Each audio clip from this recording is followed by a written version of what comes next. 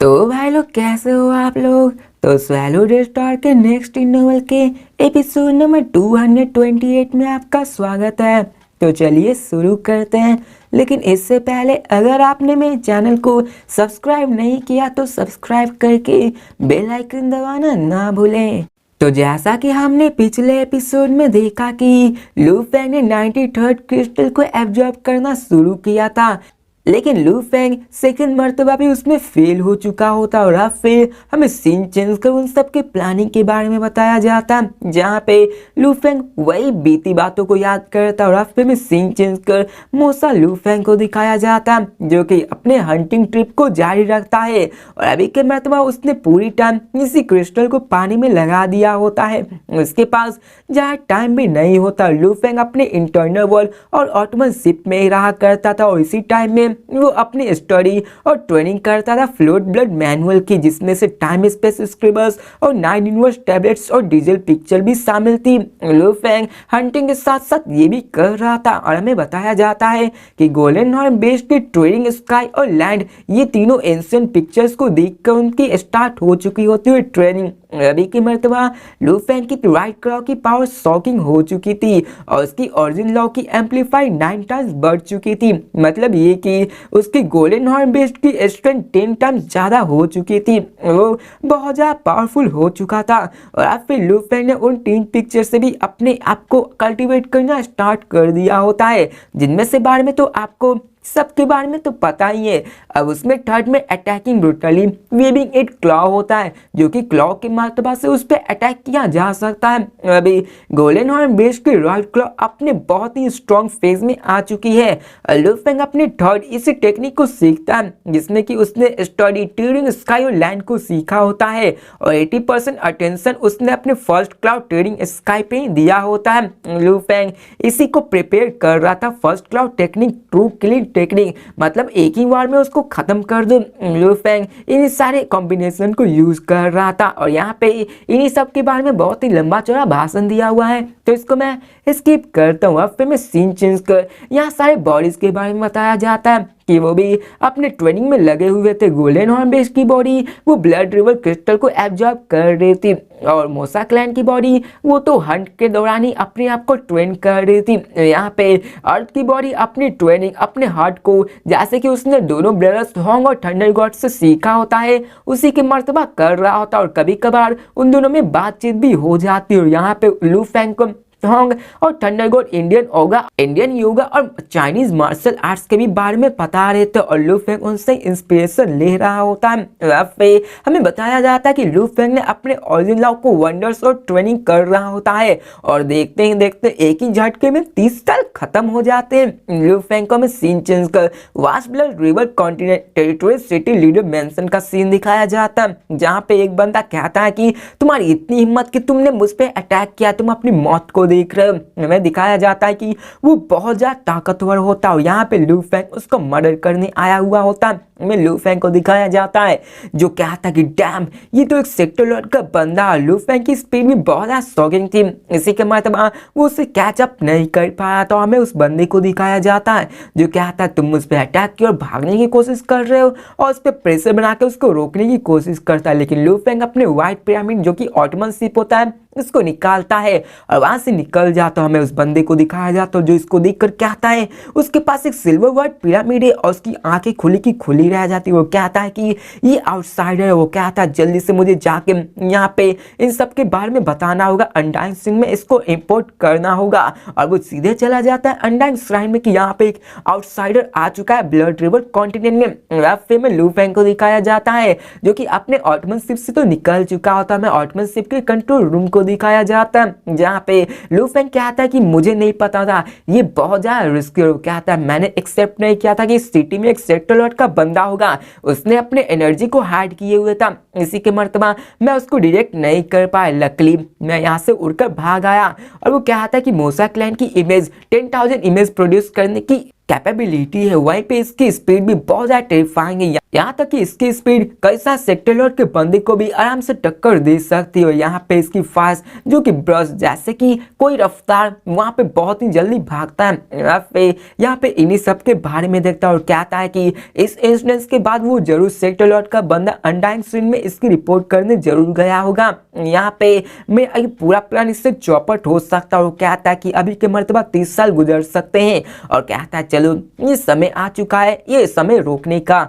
और हमें बताया जाता है कि लू फेंग ने 30 सालों के दौरान टोटल 9860 ब्लड रिवर क्रिस्टल को एक्वायर कर लिया होता है। लू फेंग इसे महसूस कर पा रहा होता है कि ये कितना ज्यादा है। अब आप लोग कंफ्यूजन लगा लो कि लू फेंग ने कितने सारे मर्डर्स किए होंगे, उन सबको हंट किया होगा, तब जाके यहाँ पे लू फेंग ने इतने सारे क्रिस्टल को एक्वायर किया। अब यहाँ पे आपका क्वेश्चन टाइम कि आप बताओ लू फेंग अभी जो कर रहा है क्या वो एक विलन की जैसा नहीं बन गया? आप लोग जरूर बताना। और अब फिर लू फेंग कहता है चलो ये समय आ गया है रुकने का।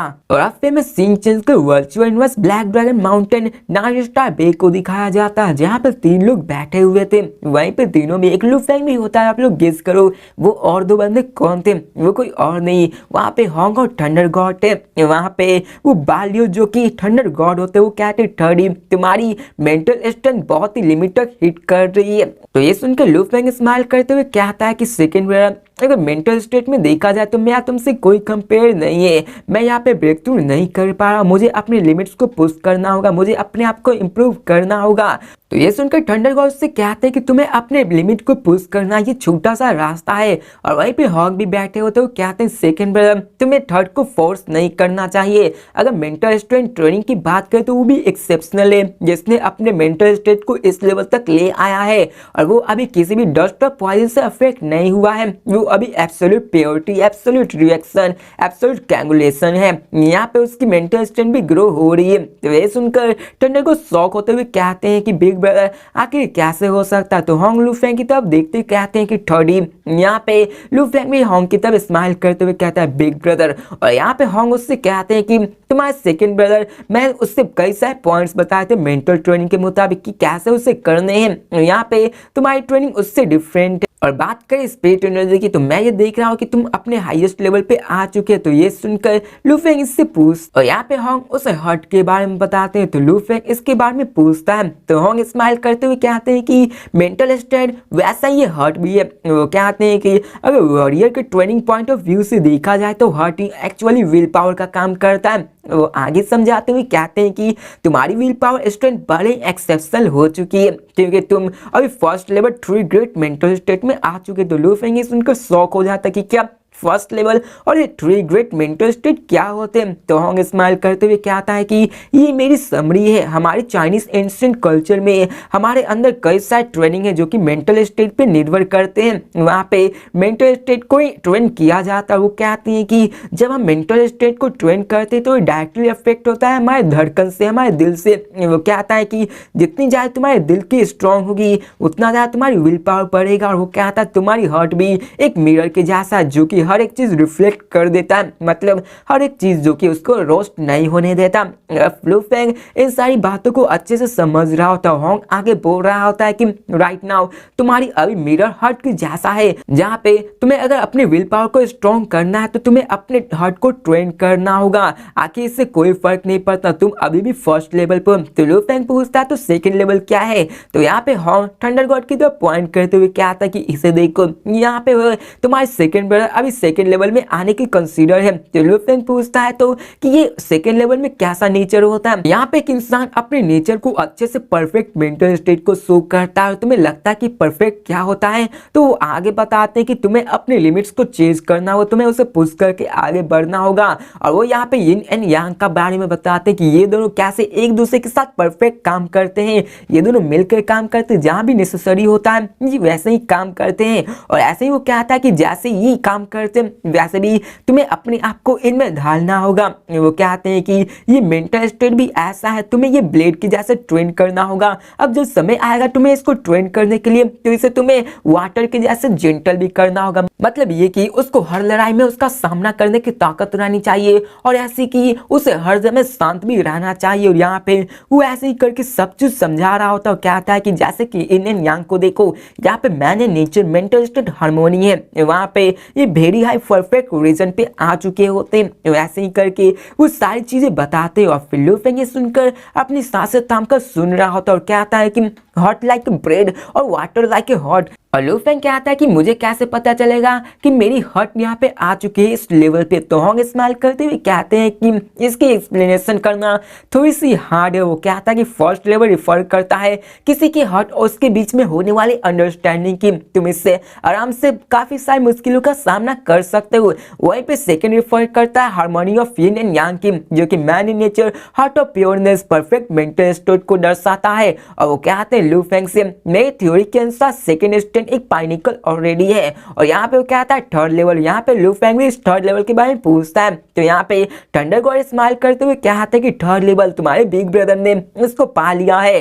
तो यहाँ पे होंग भी कहते हैं हाँ ये थर्ड लेवल। और वो कहते हैं कि मैंने इसको सिर्फ टच ही किया है, हॉट और वाइड और वास्ट ये एंडलेस की जैसा है, इसमें सब कुछ समा सकता है। अब ये सुनकर लू फेंग उससे पूछता है कि आखिर इसका मतलब क्या। यहाँ पे मैं भी कंफ्यूज हो गया हूँ, यहाँ पे मतलब मुझे भी उतना समझ नहीं आया, लेकिन मैं कोशिश करूँ आपको समझाने की। यहाँ पे होंग भी कहते हैं ये भी बहुत ज्यादा मुश्किल है। वो कहते हैं कि जैसा कि तुमने सेकंड को देखा उसमें हार्मोनी मतलब पीस चाहिए इन एंड यांग में। आपको मैं बता दूं इन एंड यांग दोनों अपोजिट नेचर के होते हैं, जैसे कि एक डिस्ट्रक्शन के लिए एक वैसे ही क्रिएशन के लिए। और यहाँ पे सेकंड लेवल में ये होता है कि वो दोनों डिस्ट्रक्शन और क्रिएशन को एक साथ काम करना होता है। और हार्ट में भी वैसे ही है कि अपने भी डिस्ट्रक्शन और क्रिएशन को दोनों एक साथ में लाना होता है, तभी आप सेकंड लेवल को अचीव कर पाते हो। वही एग्जाम्पल दिया था ब्लेड और वाटर का। और फिर वो आगे बताते कि थर्ड में ऐसा ही है कि हमारी हर्ट इंडस्ट और वास्ट हो जाती, मतलब कि उसमें हर एक चीज आ सकता है। तुम ऐसा कोई नहीं है कि तुम इससे पीछे हो सको। यह बात स्लाउटर की नोटोरियस वेल्थ गोस एप्रिसिएशन और ब्यूटी लस्ट पावर एवरीथिंग, मतलब हर एक चीज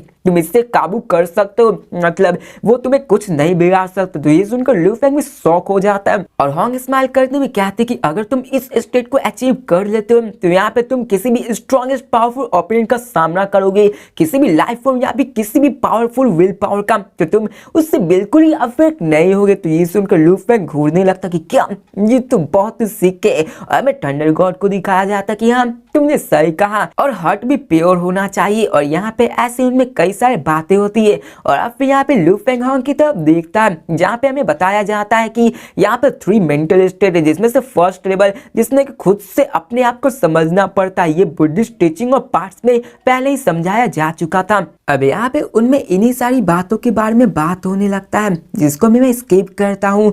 अब यहाँ में उन दोनों में बहुत सारी बातें होती है जो कि मेंटल स्टेट के बारे में ही होती है, जहाँ पे इसको मैं स्किप करता हूँ। और अभी के मत में मैं आपको बता दूं कि लू फेंग अभी अपने फर्स्ट लेवल पे, वही थंडर गॉड अपने सेकंड लेवल पे, वही पे हम अभी अपने थर्ड लेवल पे आ चुका होता है। फिर हमें सीन चेंज कर लू फेंग के ऑटमन शिप को दिखाया जाता है, जहाँ पर अभी भी वही पे होता है। फिर हमें सीन कर ह्यूज पिट क्वार्टर्स को दिखाया जाता है, जहाँ पे लू फेंग अपने ब्रॉन्ज आर्मर में होता है, वो अपने केव में आ जाता है। और वहाँ पे एक ब्लिक्स लाइट हाउस अपीयर होता है, जहाँ पे मोसा लू फेंग मौजूद होता है। वहीं पे मोसा लू फेंग वहाँ से 10 ब्लड रिवर क्रिस्टल निकालता है। यहाँ पे वो फिर से एक दूसरे में मर्ज हो जाते हैं, मतलब कि फिर से अपने बॉडी में आ जाते वो तीनों एक साथ। यहाँ पे लू फेंग कहता है कि जबकि मर्तबा लास्ट टाइम मैंने एब्जॉर्ब किया था तो उस वक्त मेरी ह्यूमन बॉडी के लिए एक भी नहीं बचा था।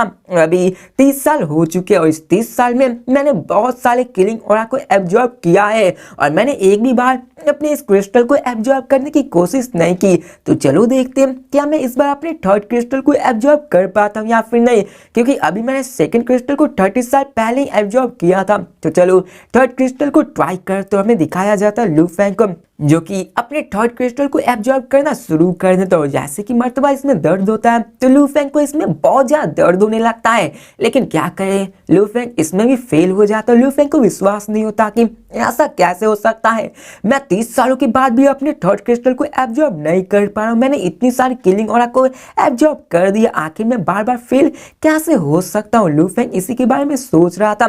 फिर लू फेंग उसी के बारे में सोचता जो रिवॉर्ड उससे मिलने वाला था कि यहाँ पे थर्ड क्रिस्टल को एब्जॉर्ब करने पे, जिसके बाद एक ब्लड वॉरियर बन जाता और एक ब्लड रिबल मेडल भी एक्वायर करना था, तो उससे 100 के पॉइंट्स मिलने वाले। इसी के मर्तबा ये इतना भी आसान नहीं होने वाला था। लू फेंग इन्हें सबके बारे में सोच रहा था और यहाँ पे लू फेंग अपनी साइड ट्रेनिंग को याद करता है, जिसको मैं स्किप करता हूँ, वो इतने खास भी नहीं है। और अब फिर में सीन चेंज को वर्चुअल यूनिवर्स थंडर आइलैंड को दिखाया जाता, जहाँ पे अभी लू फेंग कहता है एक ही झटके में यहाँ पे 80 साल पास हो चुके हैं। वहाँ पे हमें एक जेड ग्रीन आर्मर लेडी को दिखाया जाता है, जिसके सामने टेनली रिफ होता है और उसके सामने बहुत ज्यादा लाइटनिंग स्टेक इवॉल्व कर रहा होता है। और सडनली वहां पे एक स्लेट हाउस दूर से अपीयर होता हमें दिखाया जाता है कि वो कोई और नहीं ट्रूयान एम्पर होता है। और फिर ट्रूयान एम्पर उससे स्माइल करते हुए कहती है कि यहाँ पे जेड, क्या तुम मुझे ढूंढ रही हो? और जेड आर्मर लेडी उसकी तरफ घूम कर कहती है हम। तो ट्रूयान उससे पूछती है कि क्या हुआ,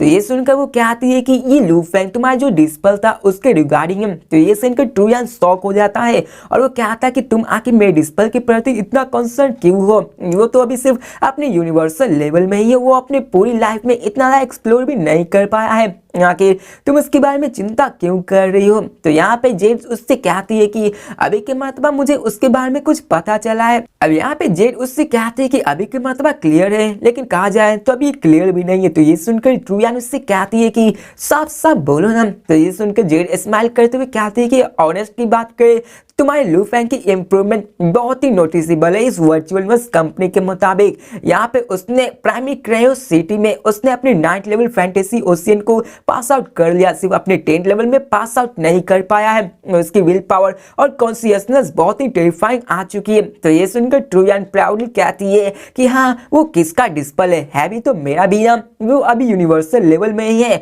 और यहाँ पर उसकी सोल पहले ही कई सारे इवॉल्विंग अनडाइंग बीइंग से भी ज्यादा हो चुकी है। वहीं पे बात करें विल पावर की बात तो भी कई सारे अनडाइंग बीइंग को सरपास कर चुकी है। तो ये सुनकर जेड एम्पर कहती है कि हाँ मैं जानती हूँ। फिर वो कहता है कि अभी की मर्तबा 80 साल पहले ही उसने अपने 6th लेवल हेवनली ब्रिज को पास आउट कर दिया था, उसने बुलान के कंप्रीहेंशन स्पीड को भी मैचअप कर दिया है। अब ट्रूयान भी ये सुनकर कहती है कि हाँ वो बुलान वो बच्चा उसने अपनी लाइफ को खुद से ही डिफिकल्ट बना दिया है। जेड एम्पर भी अपने एक्सप्रेशन को सीरियस करते हुए कहती है कि इससे कोई फर्क नहीं पड़ता, लू फेंग की इम्प्रूवमेंट स्पीड बहुत ज्यादा शॉकिंग है।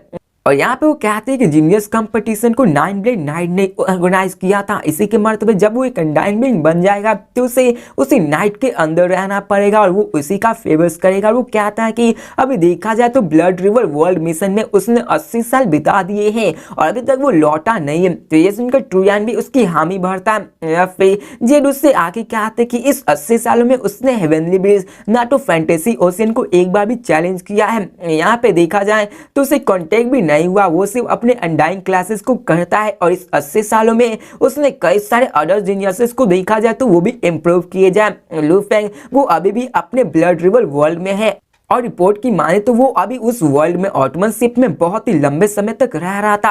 और यहाँ पे वो कहते हैं कि वहाँ का एंशिएंट गॉड रून्स तुम्हें वहाँ के खतरे के बारे में पता है। जेड फ्रॉन्ट उससे आगे कहती है कि वो प्लेस सबसे ज्यादा डेंजरस आता है इस इंटायर ब्लड रिवर कॉन्टिनेंट में, वहाँ पे कई सारे अनडाइंग बीइंग भी मारे गए हैं और वहाँ पे किलिंग ऑरा वो बहुत ही यूनिक है जो इस पूरे यूनिवर्स में बहुत ही ज्यादा अच्छा होता। यहाँ पे लू फेंग अगर केयरफुल नहीं रहा और वो उस रीजन में चला गया जहाँ की एक्सट्रीमली हाई ऑरा होगी तो वो वहां उस औरे में ही चला जाएगा, वो वहीं पे मारा जाएगा। और फिर वो कहते हैं कि नाइट अभी उस बोलान से भी ज्यादा लू फेंग पे ध्यान दे रहा है, इस 80 सालों में वो उससे कांटेक्ट भी कर रहा है। तो ये सुनकर ट्रूयान उससे कहती है कि हम तुमने सही कहा, उसने अपने 80 सालों में सब कुछ किया, वो अपनी स्टडी भी कर रहा ओरिजिन लॉ की। अब यहाँ पे जेड उससे पूछती कि उसकी स्टडी कैसे चल रहा। अब बात करी लू फेंग की तो उसने हेवनली ब्रिज को अटेम्प्ट नहीं किया है और कोई भी नहीं जानता कि उसकी स्पीड और लेवल ऑफ स्टडी अभी किस तरह चल रही है। तो ट्रूयान उससे कहती है कि वो अभी एवरेज है, उसने अपने फर्स्ट से 36 वंडर्स को कंप्रीहेंड कर लिया है। और ये बोलते समय वो बहुत ही प्राउड फील कर रही थी। और जब जेड ये सुनते कि क्या 35 को पहले कॉम्प्रिहेंड कर लिया तो वो भी शॉक हो जाती है। और हमें बताया जाता है फर्स्ट नाइट मिडल 27 से फाइनल 72 है। लू फेंग ने पहले 35 वंडर्स को कंप्लीट कर दिया है और जेड उस ट्रूयान की तरफ घूरते हुए कहती है कि ये इतना जल्दी कैसे कर सकती है, ये नामुमकिन है। इस 30 साल प्राइमेट के उस सेट में उसने सिर्फ बेसिक 9 को ही कंप्लीट कर पाया था और उसकी स्टडी आउट देखा जाए तो यहाँ पे और भी ज्यादा स्लो हो जाती है। तो आखिर उसने वहां से आने के बाद इतनी ज्यादा फास्ट कैसे कर सकते हैं। तो यहाँ पे ट्रूयान जेड की तरफ देखते हुए कहती है कि पहले उसके पास मेरी हेल्प है, मतलब मैं उसकी मदद करती हूँ। दूसरा कि उसके पास टाइम स्पेस स्क्रीबर्स से जो कि उसके स्टडी में और भी ज्यादा मदद करती है। और फिर वो कहती थर्ड उसने ब्लड रिवर क्रिस्टल को एब्जॉर्ब किया जिसके मर्तबा उसकी स्पीड स्टडी की बहुत ज्यादा बढ़ चुकी है और वैसे भी वो जीनियस है और उसकी कंप्रिहेंशन राइज उसकी स्ट्रेंथ पे डिपेंड करती है। वो ऐसे ही करके अपने आप को ग्रो कराता जाएगा। और अब फिर में सीन चेंज के blood river continent ancient God dreams huge speed को दिखाया जाता है जहाँ पे लू फेंग अपने आंखों को खोलता है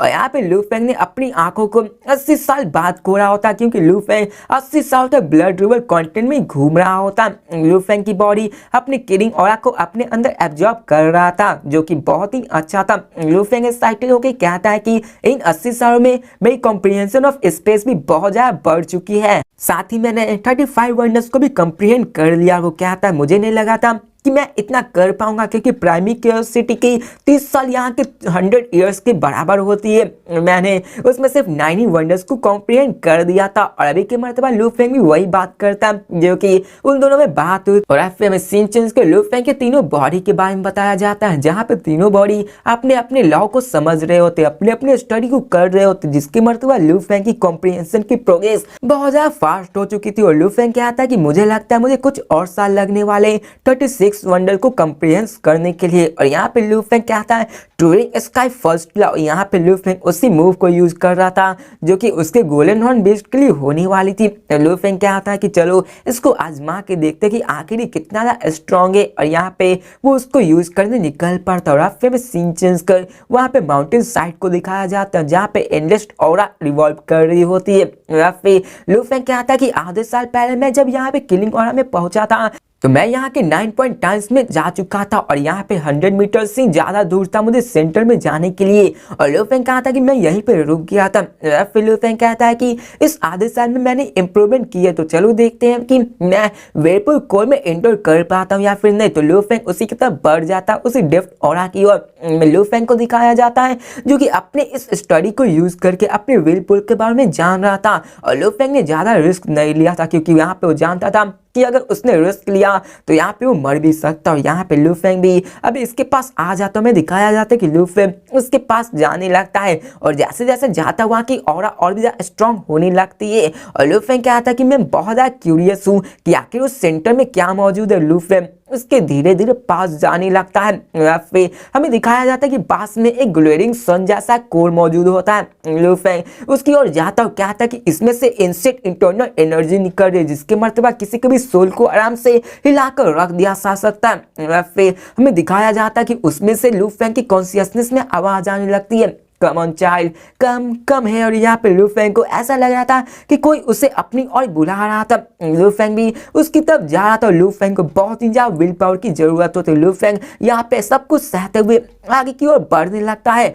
और लू फेंग ऐसे ही करके 100 मीटर से पास आके 50 metre 40 metre 30 metre 20 metre 10 metre उसके पास जाने लगता है। लू फेंग के सामने ही वो रेड बॉल मौजूद होता है जो कि कोर होता है व्हिर्लपूल एरिया का। फिर लू फेंग वहां आता वहां के फॉर्मेस इंस्टेंट एनर्जी निकलने लगते। लू फेंग उसको फील कर पाता ऐसा कि एक गॉडली ड्रैगन के सामने एक चींटी खड़ा हुआ है। और लू फेंग कहता है कि क्या हुआ अगर मैं चींटी भी हूँ, एक चींटी भी एक गॉडली ड्रैगन को हरा सकता है। लू फेंग उसकी तरफ आगे बढ़ने लगता उस ऑरा की तरफ। लू फेंग धीरे धीरे करके आगे बढ़ रहा होता और यहाँ पे लू फेंग वहां से एनर्जी को फील कर रहा था जिसको देखकर लू फेंग पूरी तरह से शॉक हो जाता है क्योंकि वहां पे जैसे ही वो पहुंचता है वहां पे एम्प्टी रेड लाइट बॉल होती है जिसमें से कोई भी एनर्जी नहीं निकल रही होती है। वहां पे लू फेंग जाके उन सबको देखने लगता है, जहाँ पे एक टोटल 12,100 से 1,000 मीटर लॉन्ग गोल्डन इनकार्विंग्स मौजूद होती है, जो कि उसके पूरे स्पेस में रिवॉल्व कर रही होती है। इसमें से 12 थिक इनकार्विंग्स भी होती है, जो कि वहीं पे बनी हुई होती है। लू फेंग वहाँ पे सब कुछ देखता है, जहाँ पे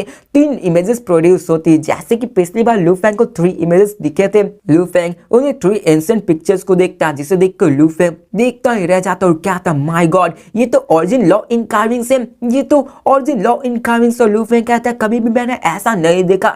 यहाँ तक कि प्राइमरी क्यू सिटी में वहाँ पे इनकार्विंग्स और स्पेस वेपन्स मौजूद थी, लेकिन वो बहुत छोटे और सिंपल मौजूद थे। लेकिन यहाँ पे ये स्पेस ओरिजिन इनकार्विंग से ये बहुत ज्यादा वैल्यूएबल होने वाला। लू फेंग उन सारे पिक्चर्स को देखता है, जहाँ पे वो तीनों पिक्चर्स थोड़े समय बाद डिसअपीयर हो जाते। लू फेंग के दिमाग में ब्लरी सा इमेज बन जाता उन सारे पिक्चर्स के बारे में, क्योंकि लू फेंग उन सबको अच्छे से देख नहीं पाया था, उन सबको अच्छे से समझ नहीं पाया। तो लू फेंग उन सबको स्टडी करके उन सबको याद रखने लगता है। जहाँ पे लू फेंग वहाँ की सारी चीजों को याद कर रहा, तो लू फेंग के दिमाग में वो सारी 3 पिक्चर्स नहीं आ पाती, उसमें से कुछ ही आ पाती है, जिसको कि लू फेंग उसमें से यूज करने वाला था। और लू फेंग क्या था कि मुझे वो सारी पिक्चर याद आ चुकी है, जिसमें से फर्स्ट क्लब उसने 80% उसको समझ लिया होता है। लू फेंग अपनी और अब लू फेंग उन्हीं सारे इमेज को अपने माइंड में बार बार रिवाइंड करने लगता है। हमें सीन चेंज का समय को दिखाया जाता है, जहाँ पे वो पास होने लगते हो इसी व्हीलपुल और हमें वहाँ पे गॉडी लाइट शाइन कर रही होती है, जो कि लू फेंग के बॉडी इवोल्यूशन को धीरे धीरे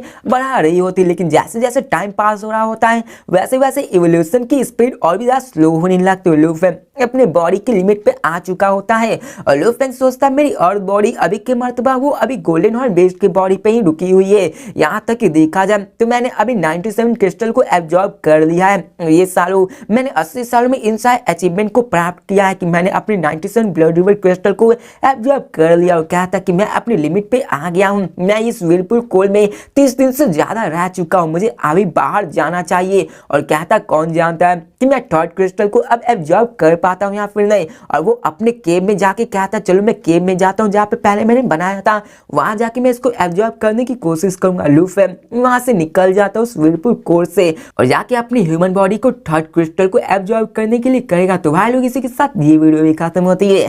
तो मिलते हैं नेक्स्ट वीडियो में, देखते क्या लू फेंग अपने थर्ड क्रिस्टल को ह्यूमन बॉडी में एब्जॉर्ब कर पाता है या फिर नहीं, या फिर लू फेंग इसमें फिर से फेल होने वाला है 80 साल बाद भी। तो मिलते हैं नेक्स्ट वीडियो में, तब तक के लिए बाय।